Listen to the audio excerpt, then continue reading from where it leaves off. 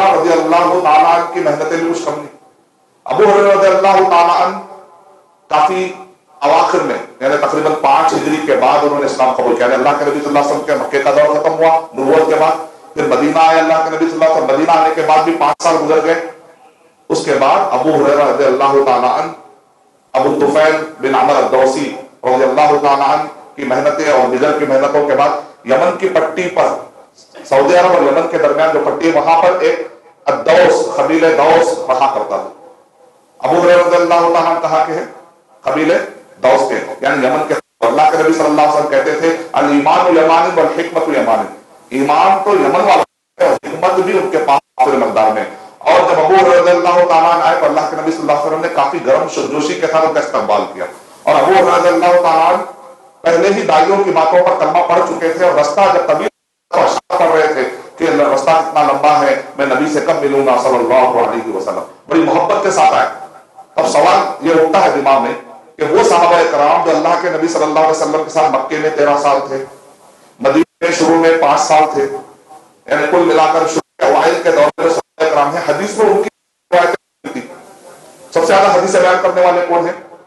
ابو ہریرہ. اب ریٹرسٹ اور صحابہ کرام کو گالی دینے والے, شک میں ڈالنے والے بار بار یہ سوال اٹھاتے ہیں کہ ایک صحابی اتنی دیر سے آئے پھر اتنی زیادہ حدیثیں ان سے کیسے ملتی ہے, دوسروں سے کیوں نہیں ملتی؟ کیا جواب ہے؟ اگر آپ کو اچانک کوئی سوال کر دے تو کہ ہم شک میں آ جائیں گے یا جواب تیار رکھیں گے؟ ہم کو میدان چھوڑ کے بھاگنا نہیں ہے. ہم یہ نہیں کہیں گے چلو عالم کے پاس. ہماری عام جنتا بھی اتنی تیار ہو جائے کہ عالموں کے پاس جا کے ٹائم کیا ویسٹ کریں, جواب تو میں دیتا ہوں. بولو کوئی آ کر باطل فرقے ہمارے علماء کا ٹائم ویسٹ نہیں کرنا. عام آدمی اتنا ریڈی ہو جانا ہے کہ کئی سوالوں کے جوابات معلوم رہنا. تو سب سے پہلا جواب یہ ہے کہ دیگر صحابہ کرام کو حدیث نہیں تھی یہ نہیں کہہ رہے ہیں, حدیث بیان کرنے کے لیے بھی تو ٹائم ملنا چاہیے. وہ بڑے جو صحابہ کرام تھے وہ جنگوں میں بزی تھے, وہ غزوات میں بزی تھے, کیونکہ اسلام بڑی تیزی کے ساتھ پھیل رہا تھا. تو ہیومن ریسورس جو تھا اور جو بڑے صحابہ تھے, اور آپ جانتے ہیں کہ اگر کہیں جنگ کرنے بھی جانا ہے, وہاں کا مال غنیمت لانا ہے, سسٹم چلانے کے لیے سب سے پاورفل امانت دار جو گروہ ہوتا ہے جس پر آپ کو بھروسہ ہوتا ہے اس کو بھی جاتے. ایسا تو نہیں کہ اللہ کے نبی صلی اللہ علیہ وسلم ہر ایک کو بھجا دیے, کوئی بھی نیا کلمہ پڑھتے تھوڑے بھروسہ ہوتا, پہلے چیک کیا جاتا ہے, ان کے قربانیاں کیا ہے, ٹریک رپورٹ دیکھی جاتی ہے. تو اس میں جو اکابر تھے, بڑے صحابہ کرام تھے جو مدت سے لگے ہوئے تھے, دور دراز کے علاقوں میں اللہ کے نبی صلی اللہ علیہ وسلم کو بھیجتے تھے, تو وہ صحابہ کرام غزوات میں بزی تھے, ان کے پاس اتنا ٹائم نہیں ملا کہ شاگردوں کو جمع کر کے حدیث بیان کرے. حدیث ابو ہریرہ رضی اللہ تعالیٰ نے یہ پالیسی اپنائی تھی کہ میں کہیں جاؤں گا, حالانکہ وہ بھی بعد میں غزوات میں شریک ہوئے, اس میں کوئی شک نہیں ہے, لیکن اللہ کے نبی صلی اللہ علیہ وسلم کے پاس جو ٹائم ملا غنیمت وہ اللہ تجارت کرنے جاتے تھے. ایک مرتبہ عمر رضی اللہ ایسے ہی کیا ہے ابو ہریرہ رضی اللہ تعالیٰ بہت حدیثیں بیان کر رہے ہیں, ابو ہریرہ رضی اللہ تعالیٰ بولے ہاں مجھے تجارت کے لیے ٹائم لگانے کی ضرورت نہیں, اشارہ دے آپ تجارت کے لیے ٹائم میں لگاتے. آپ ابو ہریرہ رضی اللہ تعالیٰ کیا کرتے تھے, تجارت کے لیے بھی ٹائم لگاتے تھے. ایک دن اللہ کے نبی صلی اللہ علیہ وسلم کے پاس وہ حاضر ہوتے تھے, جس دن وہ حاضر نہیں ہوتے تھے اپنے پارٹنر کو بھیجتے تھے. تو ابو ہریرہ رضی اللہ تعالیٰ بھی اشارہ کرتے بولتے ہیں ہاں مجھے تجارت کے لیے جانے کا جو ٹائم نہیں ملتا تھا نا اس میں نے حاصل کیا. اور اللہ کے نبی صلی اللہ علیہ وسلم سے جا کر ابو ہریرہ رضی اللہ تعالیٰ کہتے ہیں اللہ کے نبی صلی اللہ علیہ وسلم مجھے بہت محبت ہے کہ میں آپ کی حدیثوں کو یاد کروں. اللہ کے نبی صلی اللہ علیہ وسلم نے کہا اچھا ایسا کیا, چلو ایک چادر پھیلاتے. اللہ کے نبی صلی اللہ علیہ وسلم چادر پھیلائے. صحیح بخاری کے اندر اس کا ایک ٹکڑا موجود ہے, تفصیل سے دیگر کتابوں کے اندر ہے. ابو ہریرہ رضی اللہ تعالیٰ کہتے ہیں کہ وہ چادر اتنی صاف تھی کہ اس کے اوپر چلنے والی چوٹی کو بھی دیکھ رہا تھا. اس کے بعد اللہ کے نبی صلی اللہ علیہ وسلم نے حدیثیں بیان کی اور آپ نے دعا کی, کہا کہ تم اس کو اپنی طرف لے لیے. اس کے بعد میں ایک حدیث بھی نہیں بھولا. یعنی اللہ کے نبی صلی اللہ علیہ وسلم کے خاص دعا جیسا ابن عباس رضی اللہ تعالیٰ کو لگئی, ویسے ایک خاص دعا کس کو لگئی, ابو ہریرہ رضی اللہ تعالیٰ کو لگئی. ابو ہریرہ رضی اللہ تعالیٰ کو بھی لگئی. بھولتے نہیں تھے. تو کم مدت تھی, اگرچہ کہ 5 سال 5.5 سال کی مدت ملی اللہ کے نبی صلی اللہ علیہ وسلم کے ساتھ, لیکن انہوں نے پورا ٹائم کہتے ہیں کہ میں صفہ نہیں رہتا تھا, سب اپنے گھر جاتے تھے, بیوی بچوں میں بزی ہوتے تھے. یہ ہمیشہ اللہ کے نبی. اور کیفیت کیسی تھی, میں شدت بھوک کے لیے اپنے بھوک کا انتظام کرنے بھی نہیں جاتا, تو میں اپنے آپ کو جیسے سانپ اپنے آپ کو موڑ لیتا ویسا موڑ کر اپنے پیٹ کو دبا لیتا تھا تاکہ بھوک کا احساس نہ ہو. اور صحیح بخاری میں لکھا ہوا ہے کنت اعمد علی کبدی, میں اٹھنے کے لیے اپنے ہاتھ کو اپنے جو ہے کبد الکبد وقت میں نے کلیجہ, یہ جسم کا میرا جا کے لگ جاتا تھا کلیجہ, اور شدت بھوک کی وجہ سے میں اس کو دباتا تھا زمین پہ. اندر کے جو آرگنس جو بھی باہر نکل دبلے کاڑی ہو گیا ایک آدمی بھوک سے, تو اندر کے جو آرگنس ہے اس میں سے ایک کبد یعنی کہ ایک کلیجہ اور یہ آپ کہتے ہیں بھائی یہ جو ہے کلیجا ہے، یہ تلی ہے، جو آرگنس ہے، کہا کہ یہ حصے کو میں زمین پہ دباتا تھا بھوک کو دبانے کے لیے، لیکن حدیث کو مس نہیں کرتا تھا۔ یہ ہمارے ہاتھوں میں جو صحیح بخاری آئی ہے نا، اس کو ایسے لیٹے لیٹے پڑھتے ہیں نا، مجھے بہت دکھ ہوتا ہے کہ ایسا لیٹے لیٹے ناول کی طرح تھوڑے پڑھیں گے، قرآن مجید کو بعد لیٹے پڑھے ہوئے۔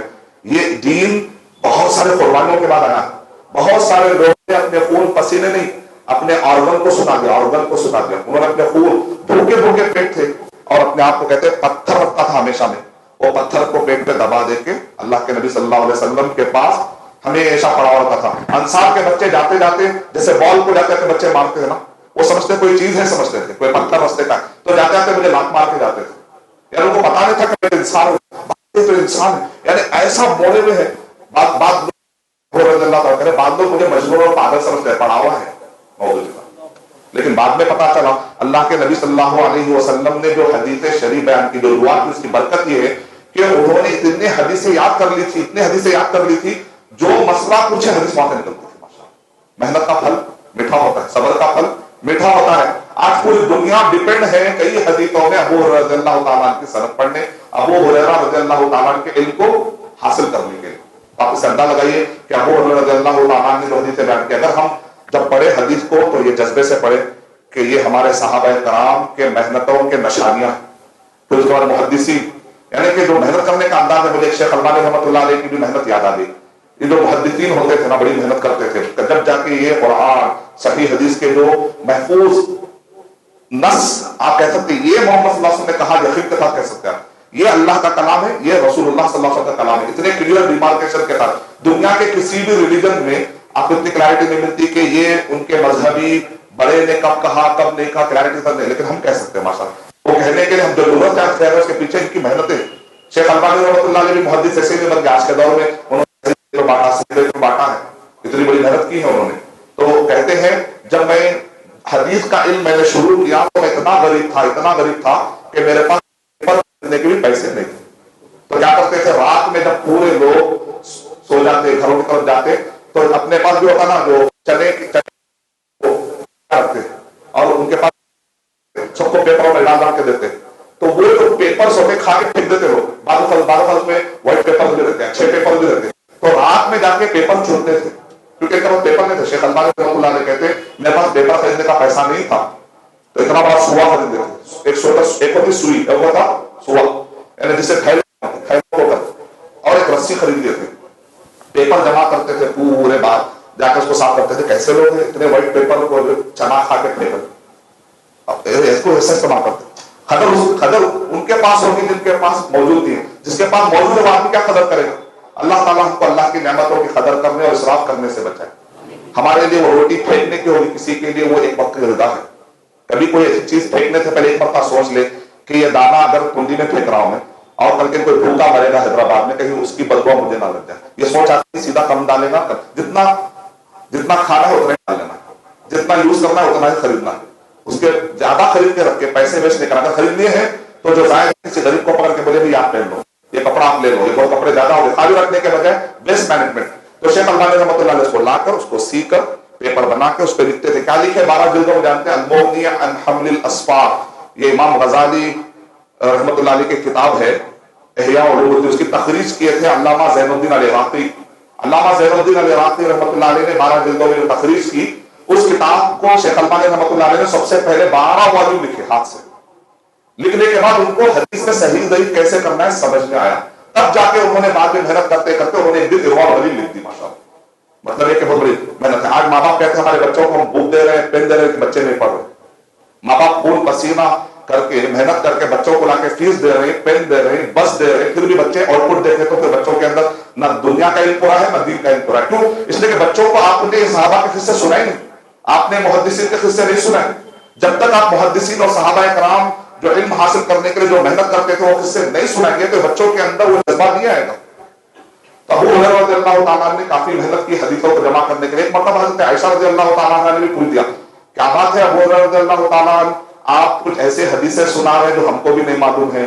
پھر وہ بولے، مجھے کاجل لگانے کا جو ٹائم ہے نا، وہ ٹائم جو حدیثیں پڑھنے میں ملتا تھا۔ تو اتنا پیار سے جواب دیتے تھے نا کہ جواب بھی ہو جاتا تھا اور اس کے اندر وجہ بھی آ جاتی تھی۔ یعنی کبھی سوالات اٹھتے تھے تاریخی کتابوں میں، سب واقعات ملتے ہیں. ابو رضی اللہ عنہ پہ کبھی سوال ازرا ہے ایسے ہی کیا ہے ایسا ہے، تو ان کے پاس ایک خاص قسم ہے. لیکن بات کے اورینٹلسٹ نہیں واقعات کو جمع کر کے تاریخ ابتدا وہ صحیح ہے ضعیف ہے کچھ چیک نہیں کرتے، اس کے اوپر انہوں نے اعتراض کر دیا. اب اس دور میں ایک خطرناک کتاب لکھی گئی ابو ریا، ایک چھپا ہوا ایک ایسا شخص ہے جو اپنے آپ کو شیعہ کہتا ہے، لیکن مصر کی ایمبیسی سے دوستی کر کے اس شخص نے شیعہ کو بھی بدنام کر دیا، سنی کو بھی بدنام کر دیا، کیونکہ پتہ ہی نہیں چلا کہ شخص ہے کیا. مصر کی ایمبیسی سے اس کتاب کو شائع کرنے کے لیے کامیاب ہو گیا. ایک معنی میں مصر کے علماء کی اس نے کیا کر دی، توہین کر دی. اور کتاب جب چھپ گئی پورے لوگ نوجوان شک میں آنے لگے حدیث کے اوپر. مصر کے اندر سے منکرین حدیث کا جو بڑا گروہ نکلا، پھر پاکستان اسے ہوتے ہوئے انڈیا حیدرآباد کے اندر. آج منکرین حدیث میں ایسے ایسے گروہ بھی ہیں جو 5 نمازیں پہلے پڑھتے تھے، 3 نمازیں، اب تو 1 نماز بھی نہیں پڑھنے والے آ گئے. تو بولے نماز بدعت ہے، روزہ بدعت ہے، زکات بدعت ہے. اللہ تعالیٰ اس فتنے سے بچائے. ایک آدمی نماز نہیں پڑھنا چاہ رہا ہے تو لوگ کیا بولیں گے، ارے غیر دیندار ہے نماز نہیں پڑھ رہا ہے، تو پلٹا کہہ رہا ہے نماز پڑھنے کا ذکر ہی نہیں، تاکہ مجھے کوئی آدمی تانا ہی نہ دے. تو اپنے آپ کو تانے سے بچانے کے لیے حدیث کا انکار کر رہے ہیں، اپنے بے امنی کو چھپانے کے لیے حدیث کا انکار کر رہے ہیں. یہ قسم کا فتنہ ہے. اپنے بے امنی کو چھپانے کے لیے آدمی جو نعوذ باللہ شریعت ہی کے ساتھ کھلواڑ شروع کر دے. اللہ تعالیٰ ایسی شیطانیت سے بچائے. ابو ہریرہ نامی شخص نے کیا کتاب لکھی، نعوذ باللہ، ابو ہریرہ رضی اللہ عنہ کے جھوٹ. اب سب سے پیچھا اس شخص کا پیچھا اٹھانے والے شیخ عبد الرحمن بن یحییٰ المعلمی، یمن کے رہنے والے. شیخ البانی رحمۃ اللہ علیہ کہتے ہیں یہ عالم کو اور شیخ عبد الرحمن المبارک پوری رحمۃ اللہ علیہ کو، علامہ رشید رضا کو، یہ 3 عالموں کو پڑھ کر میرے اندر حدیث کا جذبہ جاگا. اتنے بڑے عالم. شیخ عبد الرحمن بن یحییٰ المعلمی حیدرآباد میں 10 سال تھے، یمن سے آ کے حیدرآباد میں نظام سرکار جو ہے ان کے بارے میں سنا کہ ماشاءاللہ سلفی عالم، اہل حدیث عالم کو اتنی عزت ملی حیدرآباد میں زمانے میں کہ یہاں کے علماء نے کہا فی الوقت حدیث کے معاملے میں اگر کوئی سب سے بیسٹ عالم ہے تو ہندوستان کے اس زمانے کے علماء نے کہا عبد الرحمن بن یحییٰ المعلمی نے ان کو بلاؤ. تو نظام سرکار نے ان کو بلا کر 10 سال کے لیے رائل گیسٹ بنا کر رکھا تھا. تو دائرۃ المعارف سے انہوں نے ایک ایک کتاب ایسے ایسے کتابیں 500 والیوم نکالے رجال پر حدیث کے، جو آج سعودی عرب میں پڑھائی جاتی ہے ماشاءاللہ علم و رجال پر. تو شیخ عبد الرحمن بن یحییٰ المعلمی کو جب پتا چلا کہ اس آدمی نے ابو ہریرہ رضی اللہ عنہ پر اٹیک کیا، تو انہوں نے کتاب لکھی اور انہوں نے جواب دے دیا. آپ پڑھ لیجیے، الانوار الکاشفہ پڑھ لیجیے، تنقیل کتاب پڑھ لیجیے، اس کے اندر تفصیلی طور پر رد ہے. اور ڈاکٹر ضیاء الرحمن العازمی عمری جو مدینہ سعودی عمر آباد کے عالم ہیں، پہلے فیمنن تھے، بعد میں انہوں نے اسلام قبول کیا. عمر آباد سے انہوں نے ڈگری حاصل کی، پھر مدینہ یونیورسٹی کے اتنا پڑھے وہاں پر پی ایچ ڈی کر لی، یہاں تک کہ پی ایچ ڈی کے بعد استاد الکرسی یعنی کہ بڑا لقب ہے، وہ لقب بھی مل گیا. آخر میں شیخ بن باز رحمۃ اللہ علیہ نے ان کو ایک زمانے میں اس زمانے کے حاکم اور بادشاہ سے شفاعت کر کے سفارش کر کے ان کو سعودی عرب کی نیشنلٹی دلا دی. ابھی انہوں نے بہت بڑا کارنامہ کیا. ایک ہاتھ میں آپ قرآن اٹھائیں گے تو مصر 99% حدیثیں اس کتاب کے اندر ہے، دعویٰ کر سکتے ہیں. 100 کا تو دعویٰ کرنا مشکل ہے، لیکن 99% حدیثیں اس کتاب کے اندر ہے، وہ کتاب اٹھا سکتے ہیں. باقی کے اور بھی کتابوں میں باقی کی حدیثیں آ جائیں گی. 100% اللہ تعالیٰ نے ہماری ہدایت کے لیے جتنا چاہا اللہ نے محفوظ کر دیا. اتنا بڑا کارنامہ کرنے. انہوں نے بھی کتاب لکھی مرویات ابی ہریرہ رضی اللہ عنہ. شیخ نے مجھے کتاب گفٹ میں دی، جب میں مدینہ پڑھتا تھا تو شیخ نے مجھے کتاب گفٹ میں دی اور اس کے اوپر انہوں نے ایک سند لکھ کر دی. کہا کہ ابو ریا جب مر رہا تھا، ابو ہریرہ رضی اللہ عنہ کے خلاف جس نے کہا، ابو ریا نام ہے، ابو ریا یہ شخص جب مر رہا تھا تو دیوار کی طرف دیکھ رہا تھا، ایسا لگتا ہے جیسا کہ ابو ہریرہ رضی اللہ عنہ آگے اور کہ ابو ابو ابو ابو کہہ کے مر گئے. تو یہ واقعے کے وقت پر وہاں پر جو آدمی موجود تھا وہ شخص نے جو سند روایت کی، ڈاکٹر ضیاء الرحمن العازمی عمری نے پوری سند میری کتاب میں لکھ کر مجھے کتاب گفٹ میں کی. کہا کہ آپ کو حدیث سے بڑا شوق لگتا ہے لہذا میں آپ کو گفٹ دینا چاہتا ہوں. ایک سند گفٹ کی شیخ نے مجھے. اللہ جل خیر عطا فرمائے. اہل علم سے پیسے نہیں لے جاتے، اہل علم سے سند اور علم لی جاتی. اللہ سبحانہ و تعالیٰ ہم کو اہل علم کی قدر کرنے کی توفیق عطا فرمائے. ابو ہریرہ رضی اللہ عنہ کا نام کیا ہے؟ کئی نام بتائے گئے لیکن سب سے زیادہ مشہور نام عبد الرحمن بن صخر الدوسی. پہلے کا نام کہا جاتا عبد الشمس تھا، بدل دیا گیا. ابو ہریرہ مانے بلی، والے، باپ نے. ابو کا مانا باپ نہیں آتا، والا بھی آتا ہے. یعنی یہ ان کے پاس یہ جو استی زیادہ بڑی تھی اس میں بلی رکھ لیتے تھے، ان کو بہت بلی پسند تھی، یہ بلی رکھ لے کے آتے تھے. میاؤں میاؤں. ابھی بھی مدینہ جاتے ہیں ہم لوگ، مدینہ جا کے دیکھے اتنے بلیاں ہیں تو ہم سمجھ گئے ابو ہریرہ اللہ تعالیٰ کا نام جو پڑا ہے وہ کب پڑا خیر اللہ بہتر جاتا ہے. لیکن مدینے کے اندر بھی ہم نے دیکھا کہ بلی کافی ہے. تو بلیوں سے محبت کرنا یہ صحابہ کرام اور اللہ کے نبی صلی اللہ علیہ وسلم صحابہ کرام، بلکہ اللہ کے نبی صلی اللہ علیہ وسلم کو بلی آتی تو اس کو پانی پلانے کے لیے اپنا مشکلہ بھی ڈال دیتے تھے. تو یہ خاص تعلق ہوتا ہے.